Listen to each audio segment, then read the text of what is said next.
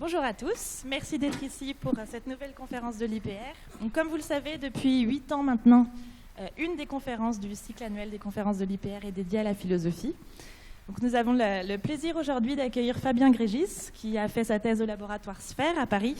Il a fait sa thèse en histoire et philosophie de la mesure sur la valeur de l'incertitude. Il s'est notamment intéressé à l'interprétation probabiliste des calculs d'incertitude, au rôle des modèles dans la définition des grandeurs physiques, aux mesures des constantes fondamentales en physique. Il a ensuite fait un post-doctorat à l'Institut Kohn, c'est bien ça, à Tel Aviv, puis au LIUC de Milan. Et il est aujourd'hui chercheur associé au laboratoire Sphère et ingénieur de projet en gestion de projet à l'ENS. C'est un grand plaisir de t'accueillir. Fabien, merci beaucoup d'être ici. Merci. Je ne sais pas si on m'entend dans le micro, c'est bon. Merci Marie, merci Philippe, merci à l'IPR pour cette invitation. Donc aujourd'hui, je vais vous présenter quelques explorations issues de mon travail de thèse sur les incertitudes de mesure. Issus des questionnements historiques, épistémologiques à propos de ce concept, en particulier en physique et en métrologie. Et pour commencer, je vais faire une exploration au travers d'un certain nombre d'exemples pour illustrer des questionnements qui sont apparus sur la façon dont on peut comprendre la notion de précision, d'incertitude en physique. Mais pour commencer, je vais prendre un exemple qui ne vient pas du tout de la physique. Je vais prendre un exemple dans le sport, avec le système Hawkeye. Au milieu des années 2000, a commencé à se développer des systèmes d'arbitrage vidéo, de support technologique pour l'arbitrage dans le sport. Et en particulier, par exemple, dans le tennis, la fédération de tennis a mis en place un système qu'on appelle Hawkeye. Et on a un exemple ici, la finale de Wimbledon en 2007, Rafael Nadal contre Roger Federer. Et on a un coup droit qui vient toucher la ligne. La situation est litigieuse, on fait appel à l'arbitrage vidéo et on a à l'écran cette image qui apparaît. Le système a tranché, il a arbitré, la balle est bonne. Federer vient râler un petit peu auprès de l'arbitre, mais la décision est prise, la balle est bonne. Alors je rappelle très rapidement le fait que la règle dit qu'une balle est considérée comme in, comme bonne, si elle touche ne serait-ce qu'un tout petit peu la ligne de fond de court. Donc on a des situations où les balles sont bonnes à gauche, et pour que la balle soit considérée comme faute, il faut qu'elle soit entièrement en dehors. Donc la situation ici, d'après l'image qui nous est donnée à la télé, la balle a un tout petit peu touché la ligne, elle est bonne, d'après le système. Et on pourrait se dire, bon d'accord, visiblement la situation est très litigieuse, est-ce qu'on a une information sur la précision de ce système qui est employé à ce moment-là? Et ce système, a été mis en place par une entreprise privée qui donne son nom, donc Hawkeye, au dispositif, entreprise privée qui vend sa prestation à la fédération de tennis. Et on peut essayer de chercher, voir s'il y a de la documentation à propos de la précision de ce système sur leur site web ou en fouillant un peu. Et on trouve un document qui est un peu caché, qui n'est pas vraiment sur leur site. Et j'ai quand même envoyé un petit mail pour m'assurer que c'était bien authentique, c'était bien eux, je n'ai pas eu de réponse. Mais on a une information très générale quand on regarde. C'est que quand on regarde un peu ce document, il nous annonce que des tests ont été faits en 2005 et que à ce moment-là, ils ont conclu à une erreur moyenne de environ 3,6 mm. Et puis ils nous disent qu'avec une décennie de progrès, ils ont amélioré un peu ça et obtenu une erreur moyenne de environ 2,6 mm. On n'a pas beaucoup plus de choses que ça, c'est-à-dire que c'est pas facile de trouver de la documentation à propos du système. C'est des tests qui ont été faits en interne avec la fédération de tennis, et donc on nous dit, voilà, précision environ 3,6 mm, enfin 3 mm. Et puis, bon, on peut se dire, à la louche, vraiment, alors à partir d'une capture d'écran, simplement, vraiment de façon très générale, est-ce qu'on peut se donner une idée de l'amplitude de l'effet qui est mesuré ici? Alors je dis mesurer parce que dans une certaine... Bon, je ne veux pas rentrer dans un débat terminologique, mais on peut se dire que c'est une sorte de mesure qui est faite ici. La trajectoire de la balle est reconstruite à partir de caméras haute définition, en s'appuyant sur un modèle qui va prendre en compte un certain nombre de paramètres, par exemple l'humidité de l'air, des choses comme ça. On reconstruit la trajectoire de la balle et le but c'est d'avoir à un moment donné la surface d'impact au moment où la balle touche le sol. Donc, sans rentrer dans un débat terminologique, on pourrait appeler ça donc une mesure de la position de la balle au moment de l'impact avec le sol. Et donc, on pourrait se dire, quelle est l'amplitude de l'effet mesuré ici, c'est-à-dire le recouvrement entre cette surface et la ligne. Et en faisant vraiment avec les mains un calcul d'ordre de grandeur, et en se basant sur le diamètre de la balle, on voit qu'on a une zone de recouvrement qui est à peu près de 3 mm d'épaisseur, donc de l'ordre de la précision annoncée. D'accord. Si on compare avec ce qu'on fait en physique on nous dit tout résultat de mesure doit être accompagné d'une incertitude de mesure. Si je vais chercher la valeur, par exemple, de la constante de gravitation sur le site du NIST, on me dit, voilà la valeur numérique accompagnée de son incertitude, qu'on va soit présenter avec des parenthèses ou avec ce symbole qu'on retrouve souvent dans les résultats de mesure, ce plus ou moins. Donc on nous dit que la constante de gravitation, c'est 6,674, 30, plus ou moins, etc., dans le système d'unité. Et avec ça, on va pouvoir évaluer ce qu'on appelle la significativité d'un résultat. Et un exemple que j'aime bien prendre, alors on pourrait en prendre plein, mais un exemple que j'aime bien prendre, c'est celui des neutrinos supraluminiques en 2011, qui avait fait pas mal de bruit, qui avait beaucoup fait parler dans les médias. Le principe consistait à mesurer un temps de vol des neutrinos entre le CNRS à Genève en Suisse et le laboratoire du Gran Sasso en Italie dans leur traversée de la croûte terrestre sur 732 km. Et à partir de cette mesure de temps de vol, on peut calculer leur vitesse et en particulier comparer cette vitesse à la vitesse de la lumière dans le vide. Et à l'époque, le résultat avait fait beaucoup de bruit parce que en septembre 2011, la collaboration Opera, qui travaille donc sur ce projet, publie un résultat dans lequel ils annoncent la possible observation de neutrinos qui vont plus vite que la lumière. Et ils nous disent, alors la lumière elle-même ne traverse pas la croûte terrestre, donc on ne compare pas avec un faisceau lumineux, mais on compare avec le temps que mettrait la lumière si elle faisait le même trajet, et on a une avance de 60,7 nanosecondes. À droite, j'ai mis le capture de la façon dont c'est présenté dans l'article de 2011. Et ok, on a une avance de 60,7 nanosecondes, mais on a une incertitude qui vient avec ce résultat qui est de 10,1 nanosecondes. Et dans l'article, c'est présenté avec ce graphe. On a le point qui est représenté avec sa barre d'erreur, la représentation graphique de l'incertitude de mesure, et puis la ligne à laquelle on s'attendrait de voir le point si les neutrinos allaient à la vitesse de la lumière. Et on voit que donc il y a un écart qui est significatif. Significatif pourquoi? Parce que l'amplitude de cet écart est 6 fois supérieure à l'incertitude de mesure. Donc il nous parle de significativité de 6 sigma. Okay. Si on pousse l'analogie jusqu'au bout, avec l'exemple que j'ai pris juste avant dans le Hawkeye, c'est comme si on avait une balle dont l'impact était celui à droite sur la figure. Alors, il y a plein de paramètres qui n'entrent pas en jeu dans cette analogie. Par exemple, l'épaisseur de la ligne de fond. Peu importe, c'est juste pour remettre en perspective avec l'exemple précédent. Donc, il y a une première chose qui distingue les deux exemples. Tout à l'heure, on se demandait, est-ce qu'on peut conclure quelque chose à partir de l'image qui nous est donnée?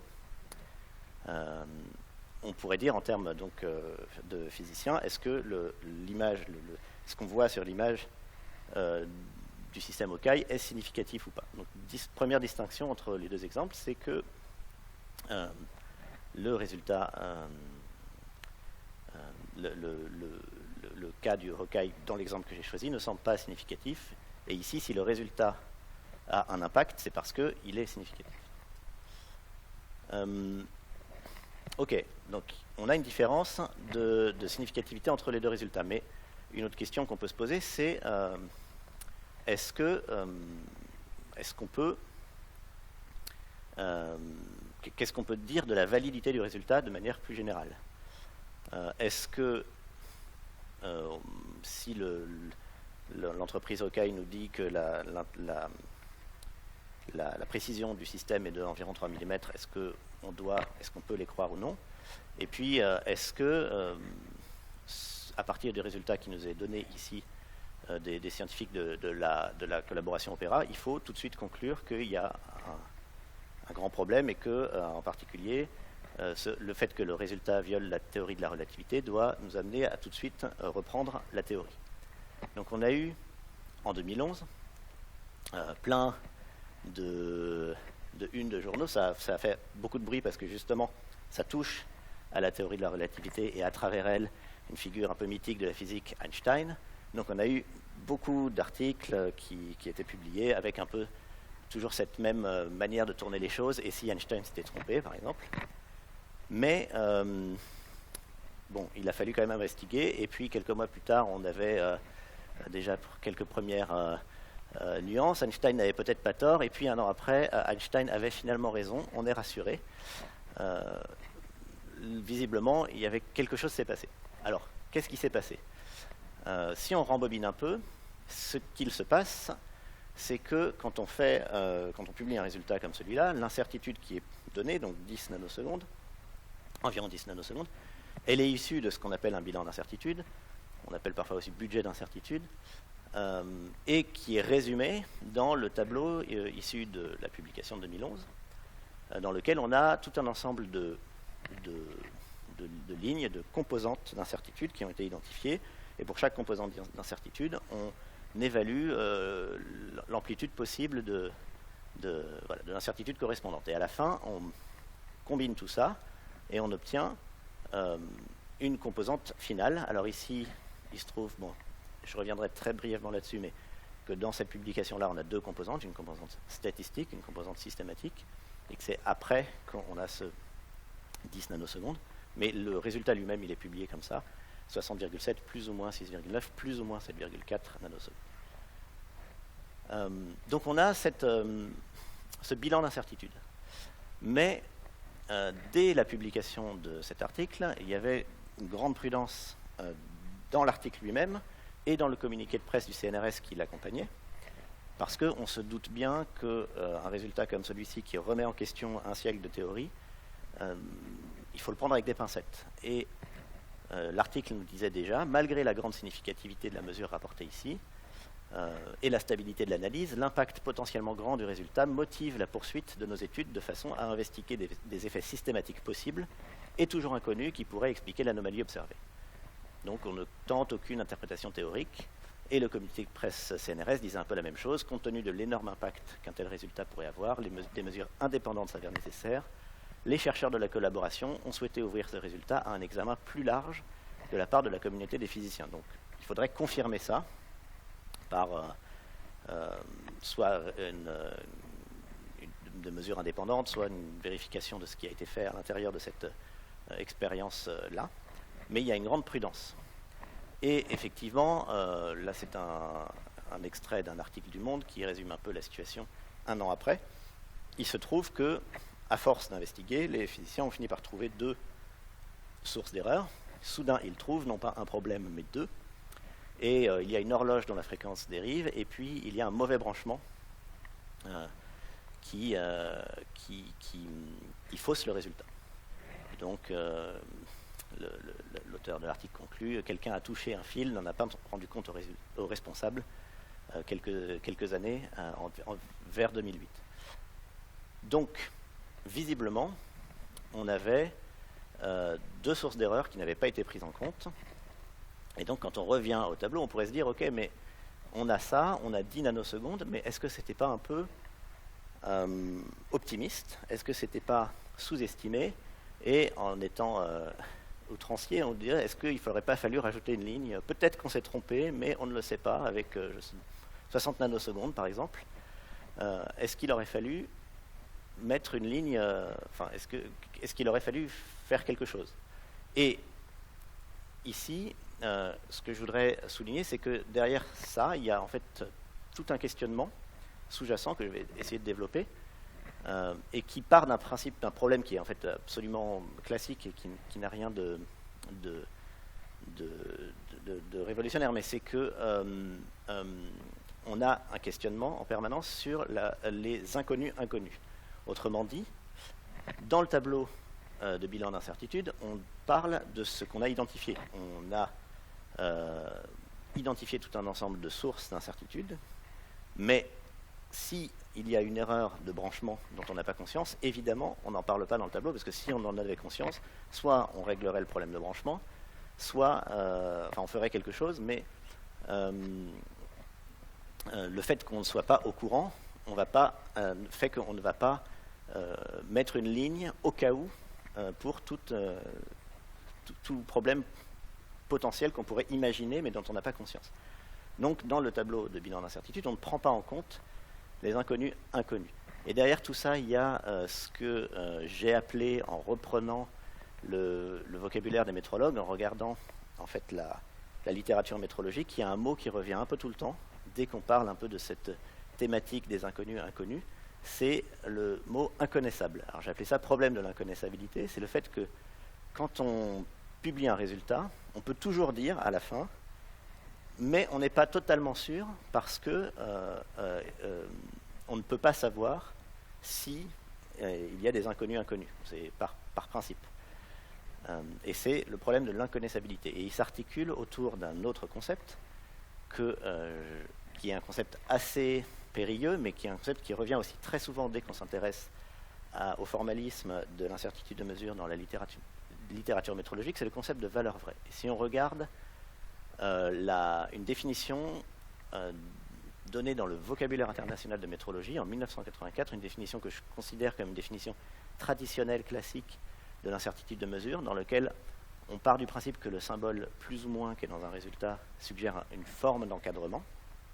Cette définition dit incertitude de mesure, estimation caractérisant l'étendue des valeurs dans laquelle se situe la valeur vraie d'une grandeur mesurée.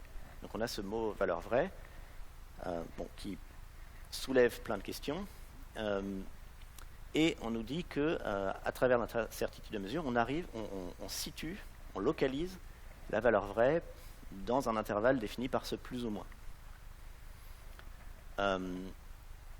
Le problème de l'inconnaissabilité dont je viens de parler consiste à dire, il émerge à partir des remarques répétées des métrologues qui se disent le long de leurs articles, mais au fait, ce concept de valeur vraie, il est inconnaissable parce que la valeur vraie, elle est bien sûr inconnue. Si je fais une mesure, c'est parce que je cherche à la déterminer. Mais comme je ne suis jamais sûr de ne pas avoir fait d'erreur, je ne suis jamais sûr de l'avoir bien située, et elle est inconnaissable à cause de ce problème des inconnus inconnus. Il y a un autre problème qui apparaît de façon un peu immédiate quand on regarde cette définition, c'est qu'elle nous propose un encadrement strict, qui est une affirmation trop forte, et en particulier c'est incompatible avec la méthodologie parce que quand on regarde un peu la façon dont sont calculées les incertitudes de mesure, on voit tout de suite que c'est attaché à des statistiques et à une expression probabiliste. C'est-à-dire que l'incertitude, elle vient en fait avec une probabilité qui lui est attachée. Alors très souvent ça va être 68%, 95%. Au 19e, au début du 20e, c'était souvent 50%. On parlait de l'erreur probable, c'était attaché à une probabilité de 50%, quelque chose qu'on ne fait plus trop aujourd'hui.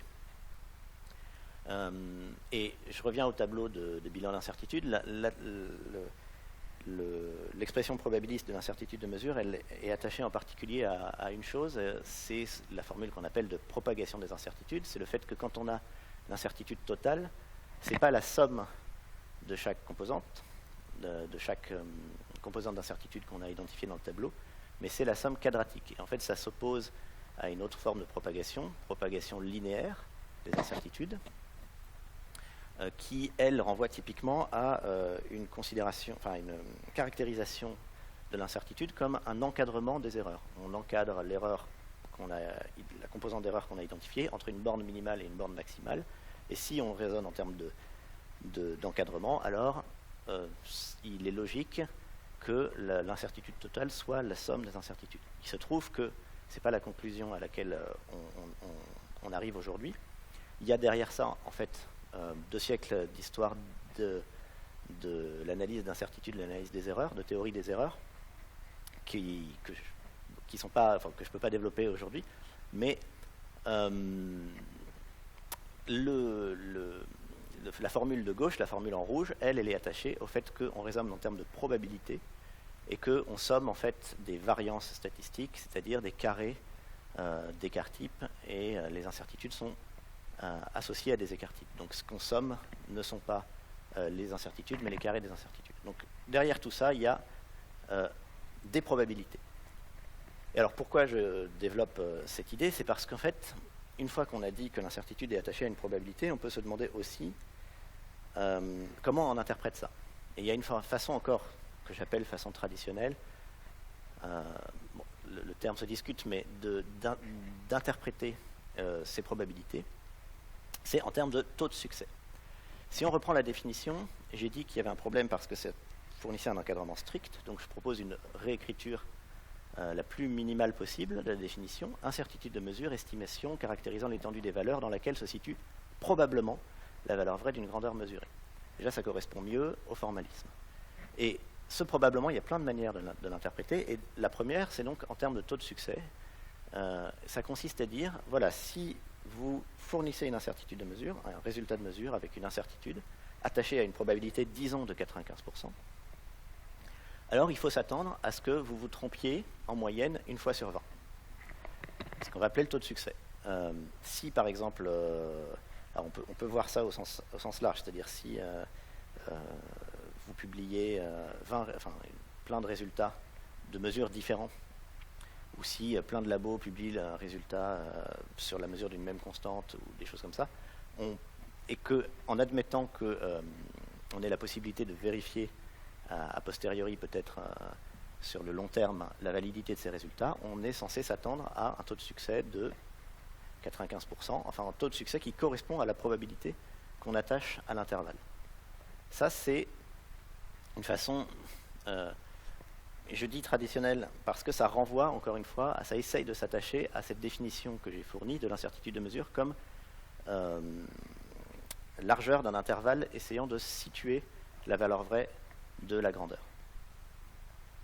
Mais encore une fois, ça se heurte au problème de base, qui est ce problème donc, presque métaphysique, de l'inconnaissabilité, et du fait que rien ne nous permet, encore une fois, à un moment donné, de savoir si on n'a pas fait d'erreur inconnue, causée par des sources inconnues d'erreurs. Et donc, certaines personnes disent que ça n'a aucun sens de vouloir exiger de nos résultats qu'ils aient le taux de succès correspondant à la probabilité. Et il y a donc une manière un peu complémentaire d'essayer de comprendre cette probabilité, c'est en termes d'état de connaissance. Et je donne ici juste deux citations. La première de Walter Bick, qui est le directeur du groupe de travail chargé de la rédaction d'un guide de métrologie qui s'appelle le Guide pour l'expression de l'incertitude de mesure. Et il nous dit que l'incertitude de mesure peut être vue comme la réciproque logique d'un état de connaissance. Donc l'incertitude de mesure décrit en quelque sorte notre inconnaissance du sujet, notre manque de connaissance de ce qu'on cherche à mesurer. Et puis Charles Ehrlich, qui lui dirige le groupe de travail chargé de la rédaction du vocabulaire international de métrologie, et qui proposait, en vue de la 4e édition, de redéfinir le terme comme étant un paramètre décrivant la façon dont la valeur vraie, essentiellement unique, c'est encore un autre débat complètement différent, du mesurand, donc de la grandeur qu'on cherche à mesurer, est tenue pour être connue. En anglais, is believed to be known. Ici, on laisse tomber l'idée de taux de succès. Il y a toujours chez Ehrlich ce terme de valeur vraie qui apparaît, mais on en parle de façon complètement différente. Et je reviendrai sur ça à la fin pour commenter, revenir sur cette différence entre ces deux façons de concevoir les choses. Ok. Ce que je voudrais faire, c'est illustrer maintenant cette dualité à l'intérieur d'un autre exemple général qui est celui des ajustements des constantes de la physique. Les ajustements des constantes de la physique, c'est une activité qui consiste à intervalles réguliers à publier des valeurs qu'on appelle valeurs recommandées des constantes de la physique. Donc ici, j'ai fourni le tableau de 2018, donc le dernier tableau publié, et un ajustement fait en 2022, mais pour l'instant c'est encore en cours de travail. Et on a dans ce tableau une liste de constantes de la physique, vitesse de la lumière dans le vide, constante de gravitation, constante de Planck, etc., charge de l'électron, etc., etc. Et pour chacune, on a une valeur avec sa valeur, donc sa valeur recommandée avec son incertitude dans la colonne de droite. Un certain nombre de constantes sont indiquées comme exactes. Ça, c'est encore une autre question, c'est lié à la définition des unités de mesure, qui a changé en 2017 et qui a amené, par exemple, à fixer par définition la constante de Planck. Mais c'est encore un autre sujet. Mais donc on a un tableau, ça c'est les constantes principales, et il y a encore plein d'autres constantes qui viennent derrière, et qui sont donc publiées à intervalles réguliers. Intervalles réguliers parce que en fait, cette activité, elle remonte à 1929. C'est quelque chose qui a été initié par un physicien américain qui s'appelle Raymond Burge, et qui s'était dit à l'époque, voilà, maintenant on commence à avoir pas mal de mesures différentes de la constante de Planck, justement, de la vitesse de la lumière, de la charge de l'électron. Ce serait intéressant de mettre tout ça en commun, de les comparer, de les confronter, et d'essayer d'en tirer une sorte de grande moyenne en faisant un travail critique et un travail de synthèse. Et c'est ce que Philippe Mirovsky a appelé, en un sens, la première méta-analyse des constantes fondamentales de la physique. Donc il a fait ce travail en 1929, et en faisant ça, il a lancé vraiment une activité qu'il a cherché à répéter lui-même, puis d'autres après lui, qui ensuite s'est peu à peu institutionnalisée, d'abord au sein du Conseil national de la recherche aux États-Unis, puis en 1970 avec la création d'un groupe de travail sur les constantes fondamentales de la physique, au sein d'un comité plus grand qui s'appelle le CODATA. Et ce groupe de travail, il a été mandaté pour effectuer à intervalles réguliers des ajustements des constantes de la physique, et donc publier ces valeurs recommandées des constantes de la physique.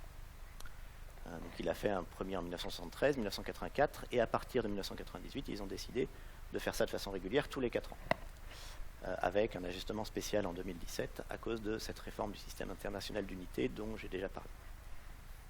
Ce qui est intéressant, c'est que du coup, on a maintenant 90 ans de recul un peu sur ce travail de synthèse, et on a 90 ans de données sur les valeurs recommandées des constantes de la physique. Et on peut regarder un peu ce qu'il se passe avec ces valeurs. On peut prendre par exemple la constante de Planck, dont entre guillemets l'histoire s'arrête en 2017 puisqu'elle a été fixée par la redéfinition du système d'unité. Et la première chose qu'on voit, c'est qu'on gagne en décimale avec le temps, et une décimale à peu près tous les 15-20 ans. On gagne en précision, ce qui semble logique, avec le progrès de la physique. Et on peut regarder ça quand même un peu plus en détail et tracer le graphe de ces valeurs dans le temps, avec leur barre d'erreur.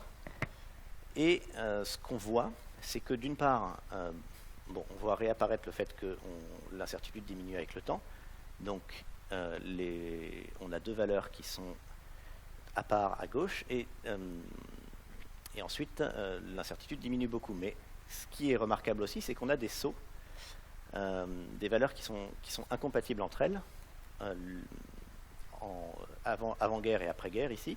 Et puis, si on zoome, on voit que ce schéma, il se répète. C'est-à-dire qu'on a régulièrement des valeurs qui sont incompatibles avec celles qui avaient été publiées, parfois juste quelques années avant.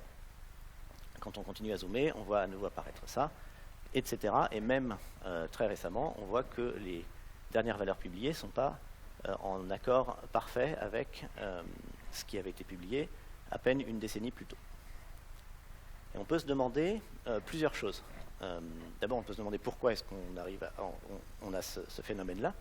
Et puis, on peut se dire, OK, visiblement, il y a quelque chose qui est de l'ordre d'un progrès scientifique clair, puisqu'on gagne une décimale tous les 15-20 ans, réduction de l'incertitude et une certaine forme de convergence de ces valeurs dans le temps. Mais en même temps, avec ces sauts, quelle confiance est-ce qu'on peut avoir dans les valeurs publiées ? Rétrospectivement, certaines valeurs apparaissent, alors j'ai mis incorrectes, je devrais plutôt dire incompatibles, ou en partie, ou même complètement, avec celles qui sont publiées aujourd'hui. Et donc, on pourrait se dire, est-ce que dans le futur, il ne va pas se passer la même chose, et la valeur qui m'est recommandée aujourd'hui, dans 4 ans, dans 8 ans ou dans 12 ans, sera finalement considérée comme invalide au vu de ce qu'on saura plus tard.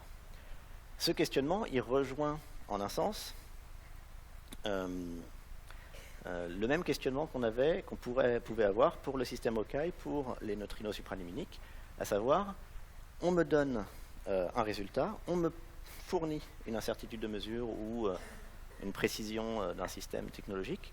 Dans quelle mesure est-ce que je peux avoir confiance dans ce résultat? De quelle mesure est-ce que je peux m'appuyer dessus? Voilà, quelle force est-ce que je dois donner au résultat qu'on me donne? Et cette question, elle se posait, elle n'est pas nouvelle, on la voyait déjà apparaître par exemple en 86 dans l'American Journal of Physics, dans un article de Henrian et Fischoff, où ils font cette analyse un peu et nous disent l'examen des mesures historiques et des valeurs recommandées pour les constantes physiques fondamentales montre que les incertitudes reportées ont un biais récurrent tendant à la sous-estimation des erreurs réelles. Le problème le plus courant est l'excès de confiance.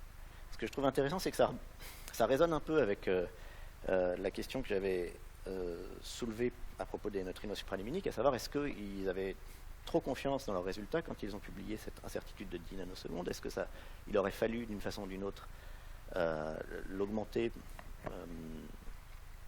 ou publier une incertitude plus grande?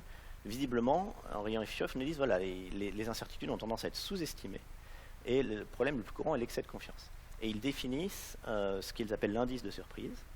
L'indice de surprise est le pourcentage d'intervalle de confiance à 98% pour lequel la valeur vraie est une surprise. Donc, eux, ils parlent d'intervalle de confiance à 98%, donc ils se placent dans une situation dans laquelle la probabilité attachée au résultat fourni serait de 98%. Et ça résonne aussi avec la notion de taux de succès que j'avais mentionnée.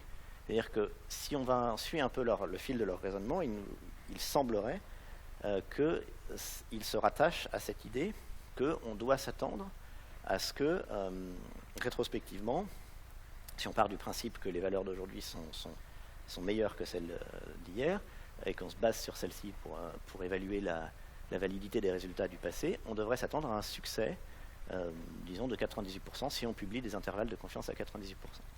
Et ce qu'ils disent, c'est que l'indice de surprise est beaucoup plus élevé que celui auquel on s'attendrait, auquel on s'attend. D'où cette idée d'excès de confiance et de sous-estimation des erreurs réelles. Quelque part, on ne devrait pas être surpris par l'indice de surprise, puisque, on l'a déjà dit, on a ce problème des inconnus inconnus, et quand on effectue un bilan d'incertitude, on ne met pas dans le bilan les choses à propos desquelles on n'a même pas conscience, enfin, les possibles sources d'erreurs dont on n'a pas conscience, dont on n'a aucune raison de penser qu'elles sont présentes. Une erreur de branchement, une erreur dont on n'a pas connaissance n'est pas dans le bilan. Donc ça paraît assez logique, de ce point de vue-là, qu'on ait une tendance à la sous-estimation des erreurs. Ok, on rembobine un peu, et déjà en 1969, Taylor, Parker et Langenberg, qui travaillaient sur les ajustements des constantes, avaient publié quelques graphes disant regardez ce qui se passe avec les constantes, il y a des petites variations dont il faudrait, à propos desquelles on peut se poser quelques questions. Et ça avait abouti à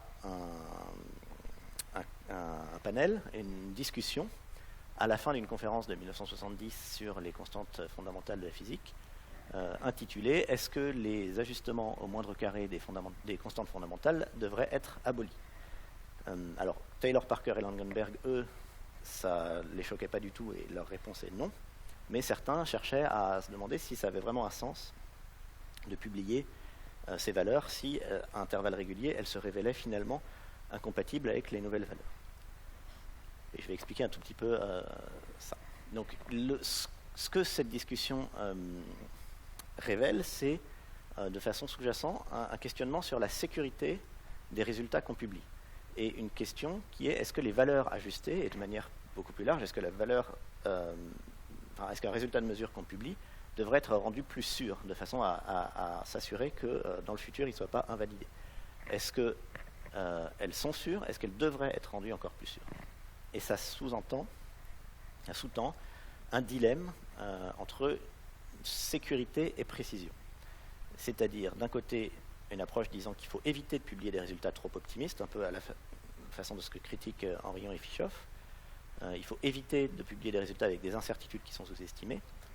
Contre précision, on ne cherche pas à rendre les résultats sûrs, il faut qu'un résultat de mesure soit le compte-rendu précis et fidèle de ce que nous, on observe et on comprend à un instant T.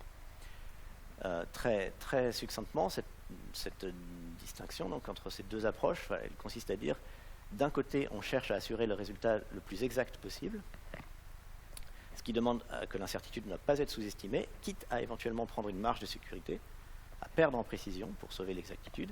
Et quelque part, même si c'est implicite, ça renvoie à cet effort d'encadrer et de localiser la valeur vraie, et cette idée qu'à la fin l'incertitude de mesure sert à définir un intervalle qui encadre de façon probabiliste la valeur vraie. Et de l'autre côté, une approche de précision dans laquelle on ne se soucie pas de la validité du résultat sur le long terme. Et quand je dis on ne se soucie pas de la validité du résultat sur le long terme, c'est intéressant parce que ce qui est intéressant, c'est que dans la discussion, le panel dont j'ai parlé en 1970, Taylor, un des trois physiciens qui travaillait sur l'ajustement à cette époque, dit la chose suivante, il dit en fait le résultat lui-même, la valeur elle-même qu'on a publiée ne nous intéresse pas. Cette valeur, elle n'intéresse pas vraiment les gens qui ne travaillent pas de façon spécifique sur cette physique-là, parce qu'ils n'ont pas besoin d'autant de chiffres significatifs, donc ils peuvent se contenter d'une valeur beaucoup moins précise, et donc c'est pas grave qu'ils aient une valeur un peu incorrecte. Et elle n'intéresse pas les physiciens qui travaillent sur le sujet, parce qu'en fait, eux, ils sont tellement à la pointe, et ils sont tellement dans leur recherche sur ce sujet, que la valeur recommandée, ça ne les intéresse pas. Ils ont encore mieux que ça, ils sont vraiment, dans leurs travaux, encore ils ont encore plus de détails sur cette constante. Donc il nous dit, le résultat lui-même n'a pas vraiment d'importance, et ce qui nous intéresse, c'est le processus, le travail qui est effectué en parallèle de cette publication. Et je voudrais illustrer ça avec encore un exemple plus contemporain, mais qui renvoie à cette thématique-là, qui est l'exemple du rayon du proton. Depuis 10-15 ans, ce qu'on appelle l'énigme du rayon du proton, c'est une question à propos de la mesure du rayon du proton, donc une distribution de charge positive, et le rayon du proton, plus précisément on parle du rayon quadratique moyen du proton. Et depuis la fin des années 90 et dans les années 2000, il y avait un certain nombre de mesures qui avaient été effectuées du rayon du proton, impliquant des expériences de spectroscopie, de diffusion d'électrons, avec des atomes d'hydrogène, donc protons, électrons. Et on avait un certain nombre de résultats qui étaient obtenus. Et puis, fin des années 2000, début des années 2010, une autre méthode est développée, impliquant non plus des atomes d'hydrogène, mais de l'hydrogène muonique. On remplace l'électron par un muon, beaucoup plus lourd, et ça change un certain nombre de choses, et en particulier, nous dit-on, ça permet d'avoir une incertitude beaucoup plus faible. Sauf qu'on a des résultats qui sont incompatibles, significativement incompatibles, avec ceux qu'on avait obtenus jusqu'alors, Et ce point de départ, ce constat a été le point de départ à ce qu'on a appelé l'énigme du rayon du proton. Parce que, en 2014 en particulier, mais pendant les années 2010, il n'y avait pas à ce moment-là d'explication à ce désaccord, il n'y avait pas d'explication en termes d'erreur de mesure, il n'y avait pas d'explication en termes de théorie ou de modèle. Et donc, se posait la question, enfin un certain nombre de questions, mais par exemple, est-ce que l'une des deux méthodes est incorrecte d'une façon ou d'une autre? Est-ce que les deux peuvent être conciliés? Que peut-on faire? Et le groupe de travail sur les ajustements des constantes de la physique, du CODATA, s'est retrouvé confronté à ce problème pour plusieurs raisons. D'abord parce que c'est le fond de leur travail, mais aussi parce que en 2014, en particulier, le CODATA voulait publier une valeur recommandée pour le rayon du proton, et avait besoin par ailleurs d'utiliser cette valeur dans le calcul d'autres constantes, par exemple la constante de Rydberg ou un certain nombre de constantes physiques. Et ils ont se retrouvés confrontés à cette situation et ont dû délibérer, discuter de la façon dont ils pouvaient faire la synthèse de ces résultats. Et en étant un peu en y allant un peu avec les mains, on pourrait se dire, mais une solution conservative extrême, ça serait de se dire, on met la valeur recommandée quelque part au milieu, et puis une incertitude de mesure très élevée qui permet de recouvrir un peu tous les résultats qu'on a obtenus, qui consisterait à dire, en un sens, l'énigme du rayon du proton nous dit qu'on en sait moins que ce qu'on croyait, puisque visiblement il y a quelque chose qu'on ne comprend pas, et donc puisqu'on en sait moins que ce qu'on croyait, l'incertitude de mesure est beaucoup plus élevée que celle qu'on a pour les résultats qu'on obtenait jusqu'à maintenant. Le CODATA ce sujet a déclenché pas mal de discussions, même parfois un peu engagé, et en gros, on s'est retrouvé avec, pour simplifier, deux points de vue généraux un peu opposés.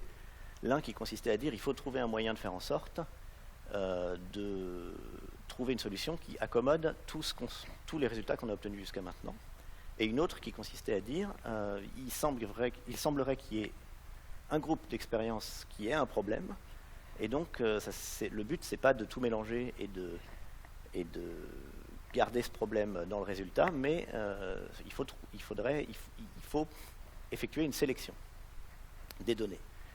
Et le CODATA a décidé en 2014 de prendre une valeur ajustée qui soit basée sur les résultats impliquant l'hydrogène. En se disant, en gros, pour simplifier, les autres sont des résultats assez récents. On va attendre un peu d'avoir du recul pour les prendre en compte dans notre valeur finale. Il se trouve que, en faisant ça, en fait, le CODATA avait un objectif précis qui consistait à dire on ne veut surtout pas prendre une solution conservative consistant à mélanger tout avec une grande incertitude, parce qu'on veut maintenir le problème ouvert, on veut conserver une tension, parce que notre objectif c'est pas de publier une bonne valeur à l'instant T, mais c'est de chercher à résoudre ce problème sur le long terme. On revient sur cette idée que j'avais déjà mentionnée, que la valeur elle-même publiée à un instant donné n'a pas tant d'importance que ça. Et d'ailleurs, 4 ans après, le CODATA publie une autre valeur recommandée, et cette valeur recommandée, cette fois-ci, est beaucoup plus... elle est du côté des résultats avec l'hydrogène muonique. Elle est significativement différente de la valeur publiée en 2014, et là, on voit réapparaître le schéma qui était déjà visible dans le graphe sur la constante de Planck. C'est-à-dire qu'on a une valeur en 2014, et puis en 2018, changement assez significatif, une nouvelle valeur assez différente.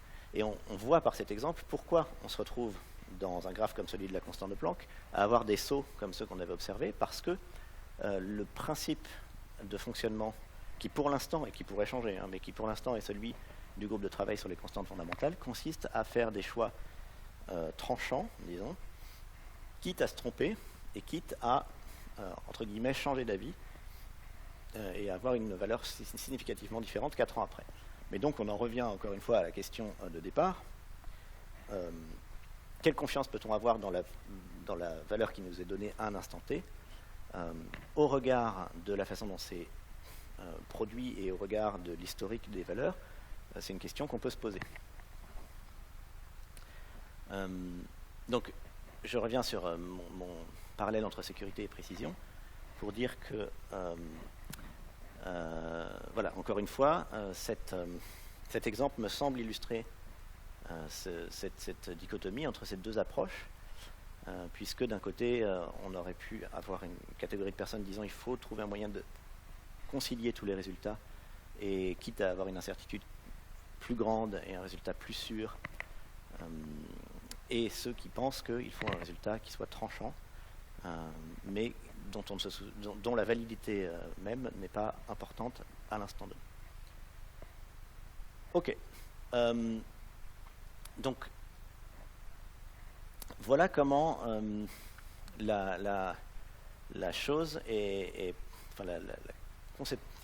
le concept d'incertitude de mesure est manipulé dans ce cadre particulier, qui est évidemment un cadre particulier, qui est celui de la physique de précision, la mesure des constantes fondamentales de la physique, à l'intérieur de cette institution et en gravitant autour du travail du CODATA. J'en arrive à la fin de ma présentation et je voudrais mettre ça un peu en relation avec deux réflexions un peu plus générales, un peu plus larges. La première, c'est la question de la définition de l'incertitude de mesure, qui est une question un peu délicate. Et j'ai essayé de faire une petite collection de définitions qu'on peut trouver dans la littérature en métrologie, en physique. Et on voit que c'est rattaché à un certain nombre de concepts qui gravitent autour. Alors, les premiers, c'est exactitude, erreur. Alors, je reprends la définition que j'ai déjà mentionnée du vocabulaire international de métrologie en 1984, pour laquelle on a dit qu'il y avait un certain nombre de problèmes, en particulier le fait que c'était probabiliste, et puis le problème de l'inconnaissabilité. On renvoie ça parfois à qualité, fiabilité. Alors, je prends en particulier la dernière citation, la troisième, dans le guide pour l'incertitude de mesure du NPL, publié en 1999, on nous dit carrément que l'incertitude de mesure nous dit quelque chose à propos de la qualité de la mesure. Ça semble, c'est une définition qui peut sembler quand même assez problématique, parce que si on reprend tout ce qu'on a dit jusqu'à maintenant, on a vu que le fait d'avoir une incertitude faible ne disait rien sur la façon dont, sur la façon dont on pouvait avoir confiance dans le résultat lui-même et ne nous permettait pas de juger la qualité du résultat en lui-même. Donc c'est une question, c'est une manière de voir l'incertitude de mesure qui peut sembler problématique. Une autre manière de caractériser ça, c'est en termes de connaissance. J'ai mentionné la définition de Walter Bick comme logique réciproque logique d'un état de connaissance. On a aussi une définition dans le Simple Guide du NIST, où on nous dit que l'incertitude de mesure est le doute concernant la valeur vraie du mesurand qui demeure après avoir effectué une mesure. Même chose, on pourrait se poser pas mal de questions sur la façon dont c'est formulé. En termes de croyance, c'est lié à connaissance, mais la définition proposée par Charles Ehrlich, la façon dont c'est tenu pour être connu. Et puis on pourrait associer ça à confiance, assurance, ou même à variabilité, de façon plus opératoire. Ce que je voudrais souligner, c'est que j'ai pris un exemple assez précis, mais cet exemple de manipulation de l'incertitude de mesure au sein de la physique de précision dans le travail du CODATA, et cet exemple, il montre qu'il y a la signification qu'on donne au concept et la façon dont on doit comprendre un résultat de mesure dépend beaucoup en réalité de l'attitude qu'on a au moment de le calculer et de formuler le résultat. Et en fait, il y a une assez forte dépendance au contexte, et en particulier l'approche qui est fournie par les physiciens du CODATA, qui consiste à dire que le résultat à un instant T ne nous intéresse pas trop, parce que ce qui nous intéresse, c'est de savoir si on peut l'améliorer dans le futur, si on est capable d'identifier de possibles erreurs en maintenant un processus constant de travail critique vis-à-vis des valeurs qui sont publiées. C'est très adapté à une approche de type recherche, de recherche en physique fondamentale, où on cherche vraiment un progrès futur, à améliorer progressivement notre connaissance d'un système, mais c'est moins adapté à une situation de type appliqué. Par exemple, mon exemple de départ, le Hawkeye, ce qui nous intéresse pour cet exemple-là, c'est de trancher à un instant donné avec un système qu'on veut fiable. Et peu importe qu'on soit capable d'améliorer ce système dans le futur ou pas, ce n'est pas la question qui se pose à nous. Donc il y a une forte dépendance au contexte, et en fait, la conclusion à laquelle je suis arrivé petit à petit, c'est que quand on cherche à définir l'incertitude de mesure, on se fixe sur un contexte, et ce qui est difficile, c'est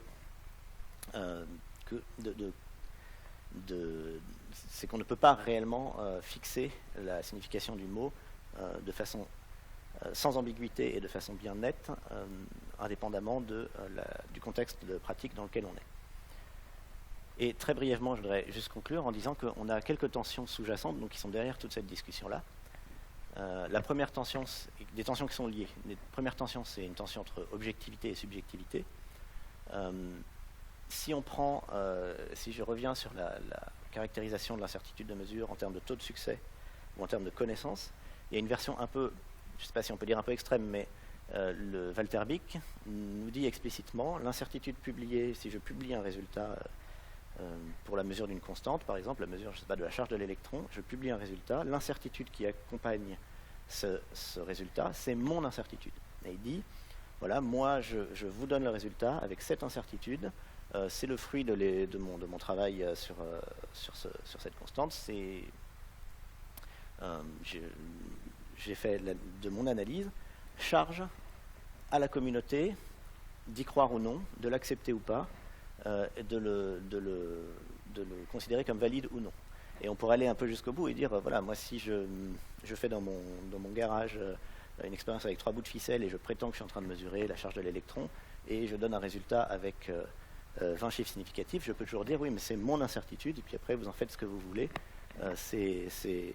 Voilà ce que moi je pense, c'est ma conviction profonde. Et l'inverse, l'opposé, disons, c'est d'essayer d'objectiver ça avec, par exemple, ce critère du taux de succès qui a pour but, entre autres, de faire en sorte que ce ne soit pas juste une question d'exprimer notre rapport subjectif au résultat. En toile de fond, et j'en parle pas parce que c'est beaucoup trop de choses à dire, c'est l'interprétation des probabilités avec en particulier des questionnements sur les probabilités, les statistiques fréquentistes et les statistiques bayésiennes, fréquentisme versus bayésianisme. En parallèle de ça, il y a une tension entre exactitude et incertitude. Exactitude, c'est un terme traditionnel qu'on voit peu à peu un peu disparaître dans les années 60-70, mais qui en fait était très fréquent avant, dans la littérature métrologique en particulier, en physique de précision, et qui est remplacé peu à peu par incertitude. Incertitude, c'est pas un terme particulièrement neuf, mais quand on regarde la littérature, il n'est pas si présent que ça au début du XXe, par exemple. Il parle beaucoup plus d'erreurs et d'exactitude. Et ce terme d'exactitude, il a une petite tendance, enfin, il a une signification un peu plus forte parce que dans son acception traditionnelle, je prends ici une citation de Eisenhardt, qui est un statisticien, physicien américain du milieu des années 2000, du XXe siècle, pardon. Il nous définit l'exactitude comme la proximité avec la vérité. Et ça nous renvoie à un troisième thème, une troisième tension sous-jacente entre vérité et connaissance, avec cette idée de valeur vraie et du problème de l'inconnaissabilité,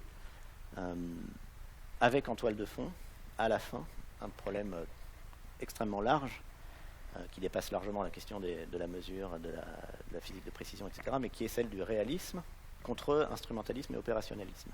Et la critique de la valeur vraie, et en particulier la critique de la valeur vraie à travers le problème de l'inconnaissabilité, peut nous mener à nous dire que en fait, tout cela est guidé par un principe très général qui est un principe réaliste qu'on pourrait abandonner de façon à faire disparaître ce terme et tous les problèmes qui viennent avec, en particulier le problème de l'inconnaissabilité, avec des formes d'antiréalisme de type instrumentalisme ou opérationnalisme, dans laquelle on abandonnerait cette idée que la grandeur préexiste à la mesure et qu'on cherche à en déterminer la valeur vraie, mais qu'on a quelque chose qui est construit par les opérations de mesure et dont on interpréterait du coup le formalisme de façon complètement différente. avec derrière tout ça un questionnement sur le rôle des modèles et des théories dans la définition des grandeurs physiques. Merci beaucoup. Je m'arrête là.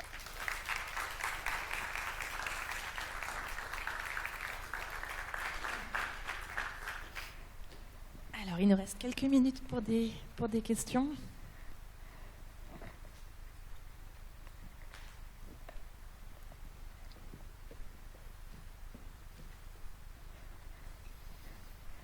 C'est le moment où je fais mon... Bonjour. Vous parlez souvent de métrologie. Est-ce que vous avez une définition pour ce terme ? Alors effectivement, c'est vrai que je répète ça très souvent. Donc métrologie, science de la mesure et de ses applications. Ça va regrouper, disons, des gens qui travaillent sur les instruments, qui travaillent sur les principes théoriques, statistiques de la mesure. Ça va regrouper des statisticiens. Il y a énormément il y a énormément de gens qui sont vraiment des statisticiens qui font beaucoup de maths et qui travaillent sur les fondements statistiques de la mesure. Et ça a pour but d'essayer d'établir l'échafaudage un peu invisible de la mesure dans toutes les disciplines expérimentales. Donc, si vous allez faire le plein d'essence et que vous prenez, on paye, je sais pas, 2 € et quelques le litre, vous prenez 20 litres, il y a un contrôle qui est fait pour qu'on soit sûr que vous avez bien pris 20 litres et pas 19 litres et qu'on est en train de vous arnaquer. Et derrière, il y a un travail qui est fait par des agences de certification qui sont des agences de certification de métrologie. Donc il y a tout un travail en physique et dans l'industrie, etc. C'est vraiment en quelque sorte, l'échafaudage un peu invisible de la mesure.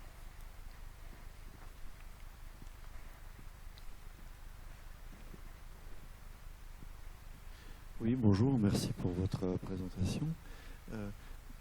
Pour se mettre sur un autre point de vue, parmi toutes les constantes de la physique ou de ces sciences, est-ce qu'il y aurait des natures de constantes qui n'auraient pas suivi ces sauts et cette anticorrespondance entre précision et exactitude? Est-ce qu'on serait arrivé à détecter des constantes qui n'ont pas eu historiquement ce comportement, comme vous l'avez bien présenté, avec le rayon, proton, Planck?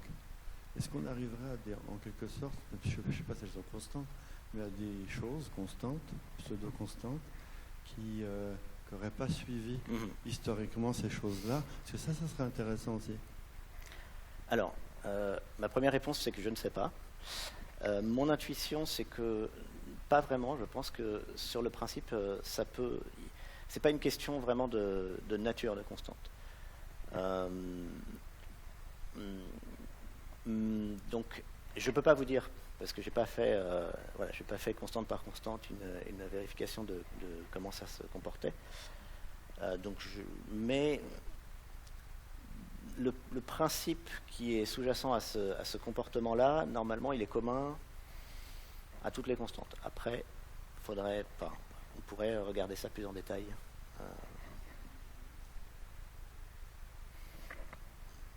Alors, comportemental, en un sens, oui, parce qu'on voit que derrière ça, il y a quand même le travail il y a un groupe de travail, et en partie, les valeurs qui sont publiées sont le produit d'un certain nombre de décisions qui sont à la fin établies par un vote, par exemple. Donc on pourrait dire qu'il y a quand même quelque chose qui est...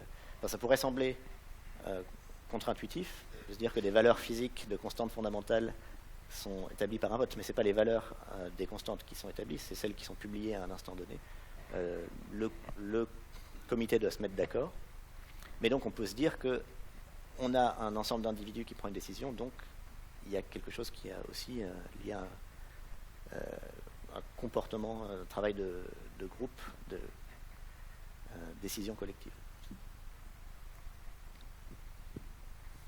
Ça fait penser de manière à mettre à défaut ce mécanisme ou tenter de le comprendre.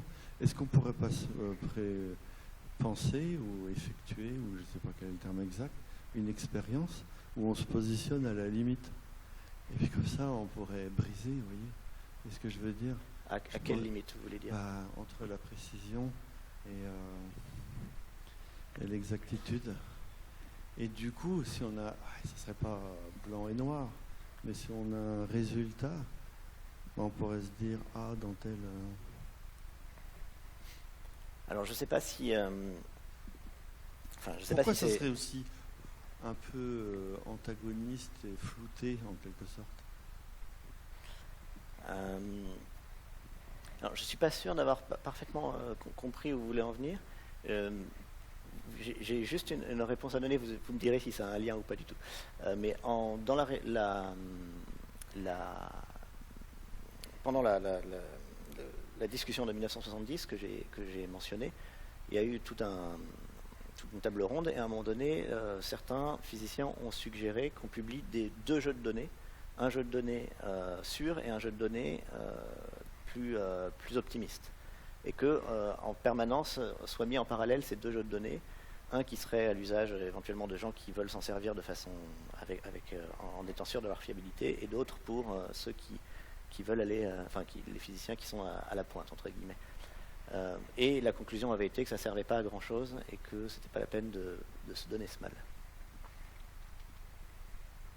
On a encore un peu de temps pour une question.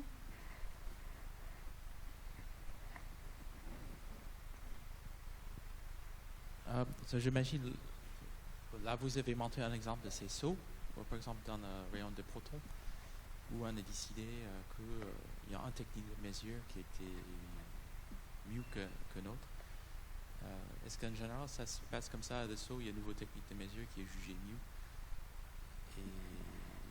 Ou est-ce que, voilà, quels sont les critères? Ou juste un exemple de proton, pourquoi on a décidé de laisser tomber finalement l'électron et aller avec des muons?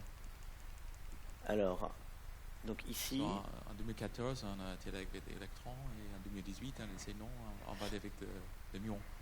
Alors, est-ce qu'il y a une raison voilà, peut-être en étudiant ces exemples, on peut voir, on peut penser ce qui s'est passé en 2018, j'ai pas le détail.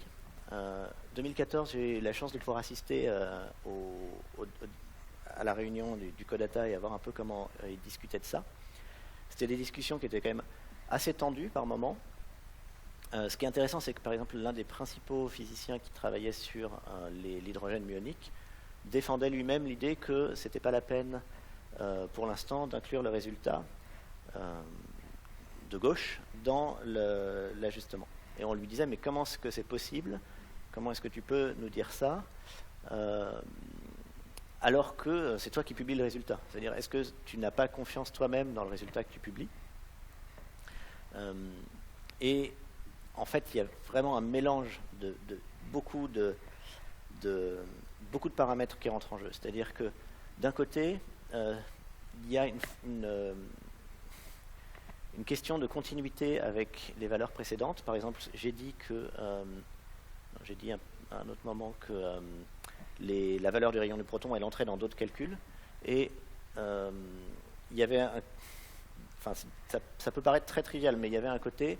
ne rien changer pour l'instant, c'est plus simple pour nous parce que ça ne change pas les valeurs des autres constantes. Donc on a le fait de conserver la valeur, d'avoir la valeur de droite qui correspond à ce qu'on avait jusqu'à maintenant, ça établit une continuité avec le passé et c'est plus simple pour le moment et on verra plus tard ce qu'on fait. Donc il y a un côté un peu trivial comme ça. Il y a un côté